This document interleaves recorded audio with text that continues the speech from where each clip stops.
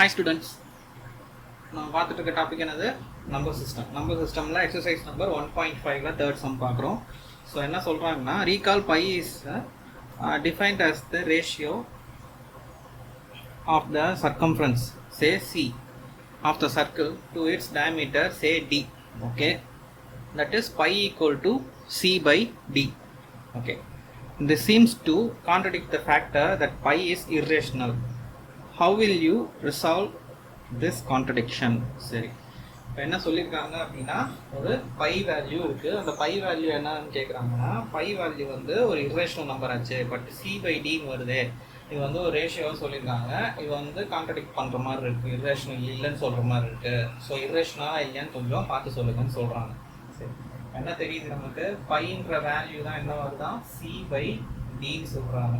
சரி, இந்த C by டியில் வந்து ஒன்று சி வந்து ஒரு ரேஷனல் நம்பராக இருக்கலாம், இல்லை டிவிஷனில் இருக்க டி ஒரு ரேஷனலாக இருக்கலாம். ஏன்னா டி வந்து தனியாக எடுத்திங்கன்னா 1/d வருமா, சி மட்டும் தனியாக எடுத்திங்கன்னா சி பை 1 வருமா. ஸோ தே ஆர் ரேஷனல் சொல்லலாமா. So C and D are rational. So இப்படி எடுத்துக்கிட்டீங்க அப்படின்னா, பட் என்ன சொல்கிறாங்கன்னா, calculate C and D it gives by.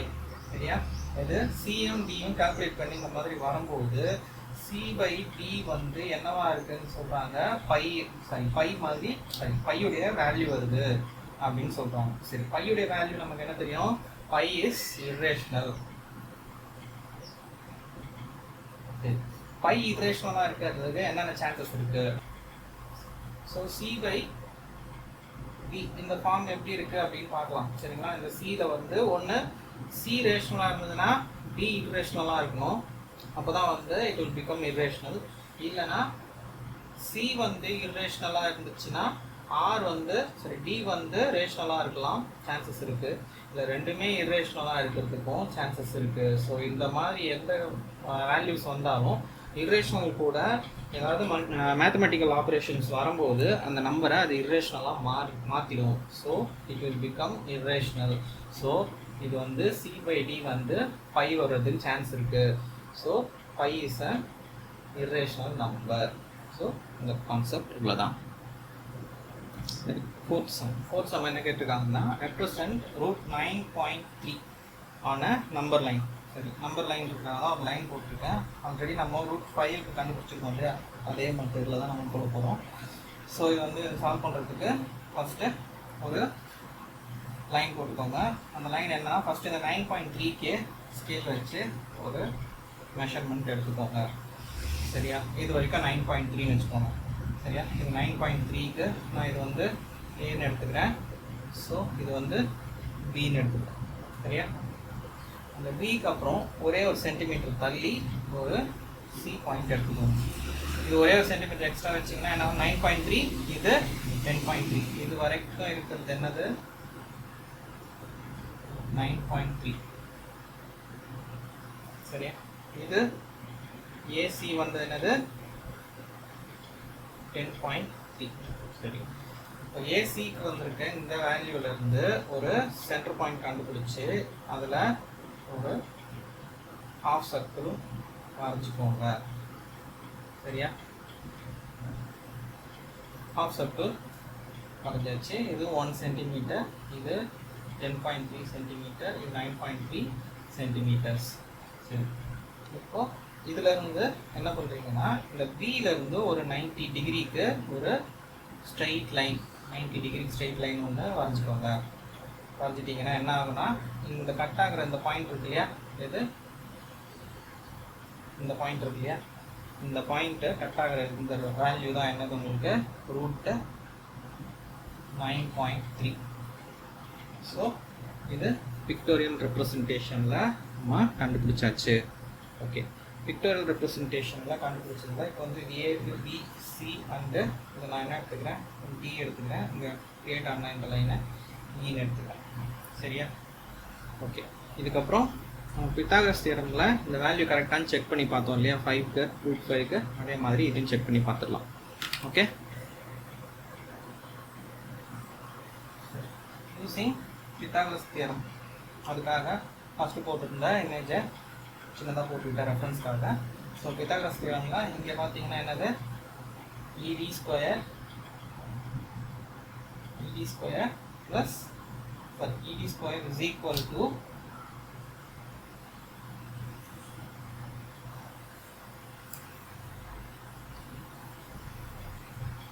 okay அந்த root 9.3 க்கு நம்ம பித்தாகரஸ் தியரம் வழியா கண்டுபிடிப்போம் படிப்போம். ஸ்டாப்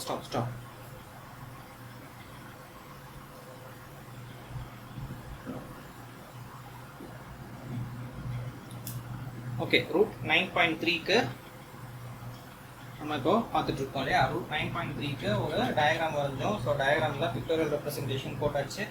பட் மேத்தமெட்டிக்கலாக நம்ம பார்க்கணுன்னா என்ன சொல்லியிருந்தோம், பித்தாகரஸ் தியரம் வழியாக இந்த ரைட் ஆங்கிள் ட்ரையாங்கிள் செக் பண்ணோம்னா இந்த வேல்யூ 9.3 வருதா அப்படின்னு நம்ம செக் பண்ணிடலாம். சரிங்களா?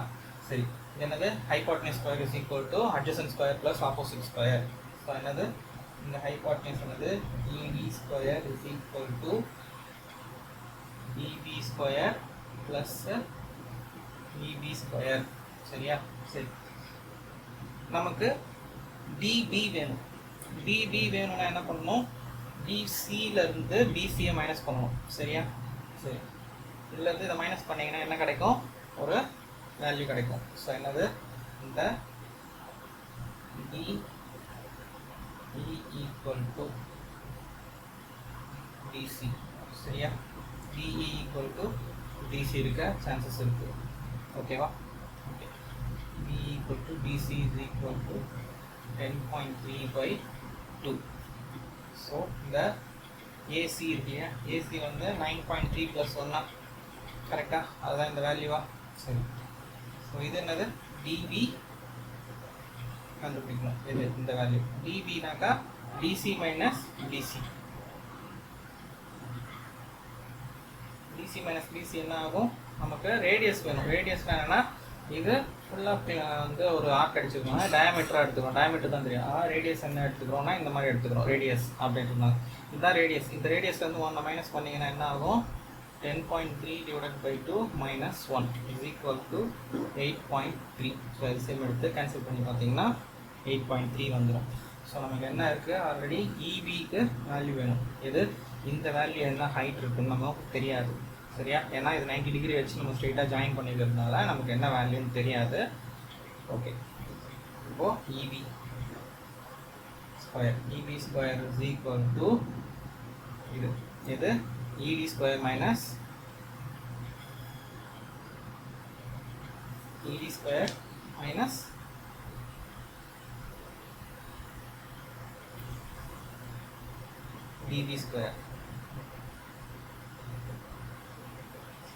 ED square minus DB square.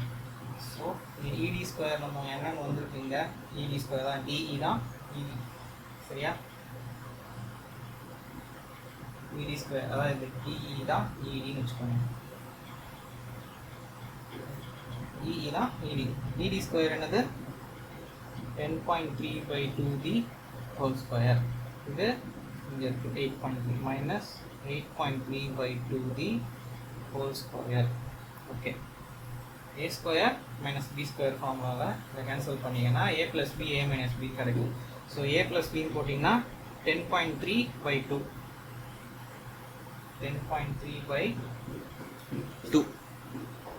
minus 8.3/2 into 10.3/2 plus 8.3/2. So இதுக்கு என்ன வரும், 2/2 is 1. இது 18.3. சரியா? 18.3/2. 18.6/2. இதை கேன்சல் பண்ணிங்கன்னா என்ன வரும், 9.3 வரும். சரியா? சரி, இது எதுக்கான வேல்யூ, EB ஸ்கொயருக்கான வேல்யூ 9.3. அப்போ ஸ்கொயர் அங்கே போச்சுன்னா EB வேல்யூ என்னது, 9.3. என்னது, ரூட் 9.3. ஸோ EB தான் என்னது, ரூட் 9.3. So over.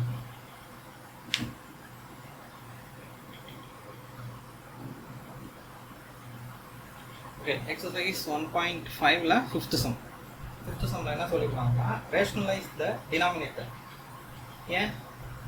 ஏன்னா டினாமினேட்டரில் ஒரு இர்ரேஷனல் நம்பர் இருக்குது. ஸோ இங்கே கீழே இருக்க நம்பரை வந்து ரேஷனல் ஆக்க சொல்கிறாங்க. இதுதான் ரேஷனலைசேஷன் சொல்கிறாங்க.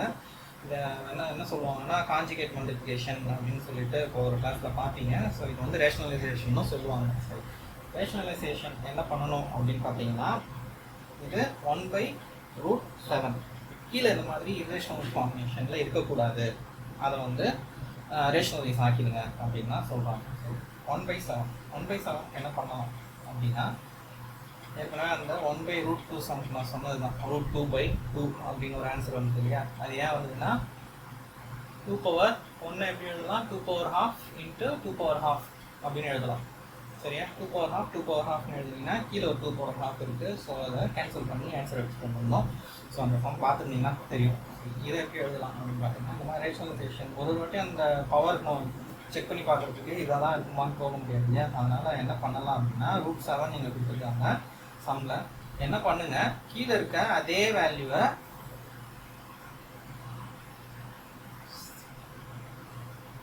மல்டிப்ளிகேஷன் பண்ணிக்கோங்க. இதில் நியூமரேட்டர் வந்து டினாமினேட்டரில் மல்டிப்ளை பண்ணிக்கோங்க.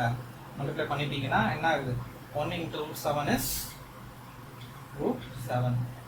√7 × √7 7. நம்ம என்ன சொல்லியிருக்கோம்? √a × √a is a. அப்போ √7 × √7 is 7. ஸோ கீழே ரேஷனலைஸ் ஃபார்ம் ஆகிடுச்சு. ரேஷனலைஸ்னா இந்த 7 மட்டும் தனியாக எடுத்தீங்கன்னா 1/7 வந்துருமா? கரெக்டாக? √7 × 1/7. அப்போது இது டினாமினேட்டர் ரேஷனலைஸ் ஆகிடுச்சு. ஓகே, இவ்வளோதான். சரி, ஃபஸ்ட்டு சம்மில் என்ன பார்த்துருந்தோம்? இந்த கீழே இருக்க வேல்யூ மட்டும்தான், ஒரே ஒரு வேல்யூ மட்டும் தான் இருந்துச்சு. இப்போ கீழே ரெண்டுமே ரூட்டாக இருக்குது. இப்போ ஒன்று ரூட்டு, இன்னும் ஒன்று வந்து நார்மலாக ஏதாவது ஒரு ரேஷனல் நம்பர் இல்லைன்னா ஏதோ ஒரு இன்டீஜர் ஏதாவது கொடுத்துருந்தாலும் பரவாயில்ல, ரெண்டுமே ரூட்டாக இருக்குது. சரியா? இந்த மாதிரி ரெண்டுமே ரூட் இல்லைனா இங்கே ஒரு சைன் கொடுத்து ஒரு இன்டீஜர் ஏதாவது கொடுத்துருந்தாங்க, இங்கே ஒரு இன்டீஜர் இங்கே ஒரு ரூட் நம்பர் இருந்தாலும் இதே மெத்தட் தான். சரிங்களா? ஃபாலோ பண்ணிக்கோங்க. 1/√7 - √6. சரியா? இதே வேல்யூவை சைனை மட்டும் மாற்றி என்ன பண்ணுங்க, மேலேயும் கீழே மல்டிப்ளை பண்ணிக்கோங்க. ஃபஸ்ட்டு √7 × √7 பண்ணிங்க இல்லையா நியூமரேட்டர் அண்ட் டினாமினேட்டருக்கு? அதே மாதிரி இந்த வேல்யூவை மைனஸ் இருக்க வேல்யூ இல்லையா, இந்த நம்பர் இந்த சைனை மட்டும் மாற்றி அப்படியே மல்டிப்ளை பண்ணுங்க. எது? √7 + √6 டிவைடட் பை √7 + √6. நீங்கள் என்ன பண்ணுறீங்களோ அதே தான் கீழேயும். சரி, இப்போது இதை மல்டிப்ளை பண்ணிங்கன்னா என்ன இருக்கும்? இதுவும் இதுவும் வேறு நம்பர். ஸோ இது அதுவும் அடிஷன் வேறு இருக்குது. இந்த மாதிரி ரூட்டில் அடிஷன் நடுவில் வந்தால் ரெண்டு ரூட்டும் என்ன வரும்? சேம் நம்பராக இருந்தால் ஒரு ரூட் வந்து √7, இங்கே ஒரு √7. ஸோ எத்தனை √7 இருக்குது? 2 √7 இருக்குதுன்னு சொல்லிட்டு 2 √7 போடலாம். இங்கே √7 + √6 இருக்குது. அதனால் இதை ஒன்றும் பண்ண முடியாது. ஸோ இங்கே பார்க்கலாம். இதை மல்டிப்ளை பண்ணிங்கன்னா என்ன இருக்குது? a - b a + b formation இருக்குது. அப்போ a - b a + b என்ன ஃபார்முலாவில் வரும்? a² - b². அப்போ அந்த ஃபார்முலாவில் போடும்போது √7 + √6 மேலே 1 மல்டிப்ளை பண்ணிட்டேன். கீழே √7 the whole square minus √6 the whole square. அப்போது √7 ஹோல் ஸ்கொயர் என்னது? 7. √6 ஹோல் ஸ்கொயர் என்னது? 6. வேல்யூ என்ன ஆகும்? √7 + √6 டிவைடட் பை 1. ஸோ இது ரேஷனலைஸ் ஆகிடுச்சா? ஸோ இது என்ன இருக்கும்? வேல்யூ √7 + √6. ஸோ ஆன்சர் வந்துருச்சு.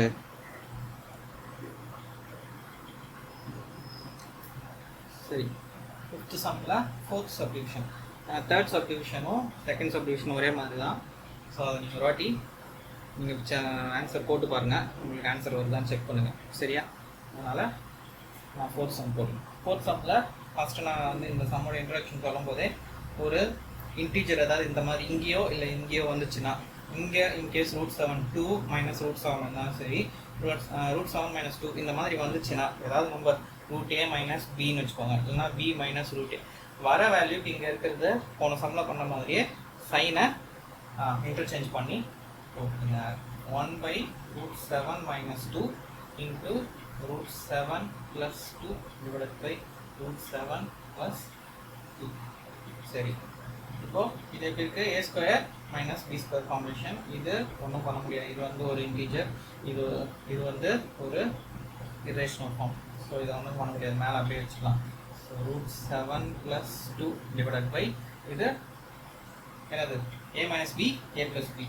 அப்போ என்ன பண்ணலாம்? a square minus b square. a square என்னது? 7 √7 whole square. √7 whole ஸ்கொயர்னா √7 × √7. √7 × √7 is 7. So minus 2 × 2 4. 2 square is 4. So 7 × 7 plus 2 divided by 7 minus 4 is 3. So this is the answer. So overall உங்களுக்கு 1.5 chapter exercise over.